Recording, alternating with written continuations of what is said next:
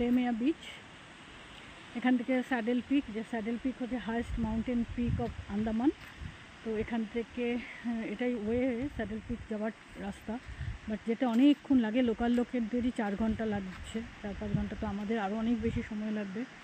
তো ওই ইচ্ছা বাদ দিতে হলো। বাট এখানে এটা লেমেয়া বিচে খুব টার্টেল আসে ডিম পাড়তে, এটার জন্য খুবই ফেমাস এটা। তো এখানে এসেছে, এই যেখানে সব টার্টেলরা এসে ডিম পাড়ে, আর সেই ডিমগুলোকে নিয়ে এখানটায় সংরক্ষিত করা হয়।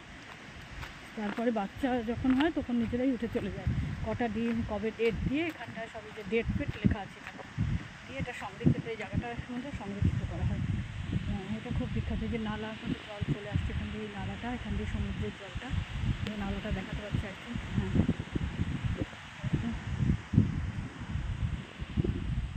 এটা ডিগলিপুরে আমরা যেখানে আছি। ডিগলিপুরের আবার কালীপুর জায়গায় আমরা আছি, কালীপুরেই টার্টেল রিসর্টে আছি আমরা। ওইখানেও টার্টেল আসে, কালীপুর বিচেও টার্টেল রিসর্ট।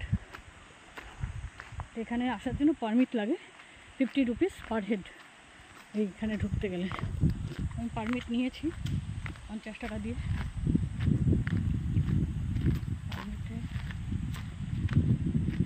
পুরো জায়গাটাই সুন্দর, সব জায়গায় খুব সুন্দর, কোনটা ছেড়ে কোনটা বলবো।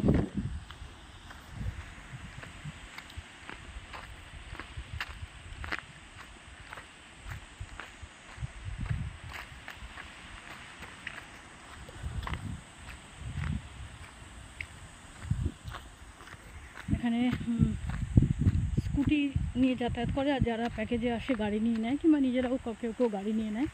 আমরা আজকে চেক আউট করবো বলে স্কুটি ছেড়ে দিয়েছি।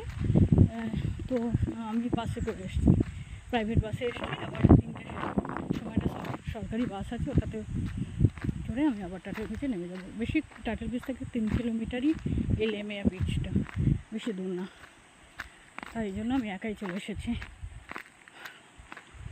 এখানে বেশ ঢালু, এরকম পাহাড়ি রাস্তার মতো এরকম ঢালু হয়ে নিচে নিচে যাচ্ছে।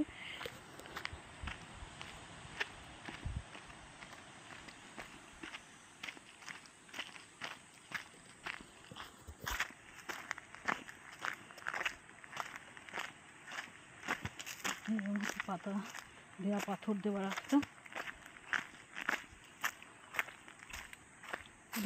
ছায়া ছায়া।